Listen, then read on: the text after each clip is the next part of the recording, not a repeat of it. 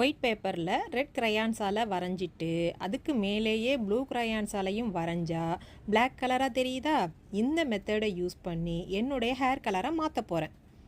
ஆரம்பத்தில் ஒயிட்டாக இருந்த ஹேரில் மருதாணி ஹேர் பேக் போட்டு இப்படி ரெட் கலருக்கு மாற்றிட்டேன். மருதாணி போட்டு ஒரு நாள் விட்டு அடுத்த நாள் அவுரி பொடியை தண்ணி விட்டு இந்த கன்சிஸ்டன்சிக்கு கரைச்சிக்கிட்டு ஒரு 15 நிமிஷத்துக்கு பிறகு ஹேரில் அப்ளை பண்ணி 1 ஹவருக்கு அப்புறம் இப்படி ப்ளூ கலராக மாறின பிறகு வாஷ் பண்ணிட்டு வந்தால் சூப்பரான பிளாக் கலர் கிடச்சிருக்கு. நெத்தி பக்கம் இருந்த ரெட் கலரில் இருந்த முடியெல்லாம் பிளாக்காக மாறிடுச்சா? Wow, so nice. இப்படி இயற்கையான பொருட்களையே யூஸ் பண்ணுறதால முடி லாங்காகவும் வளருது, அடர்த்தியாகவும் இருக்குது. ஒரு 5 வயசு குறைஞ்ச மாதிரி ஹாப்பியாக இருக்குது. போட்ட எஃபர்ட்டுக்கு ஒரு ஸ்டில் எடுத்து ஞாபகமாக வச்சுக்குவேன்.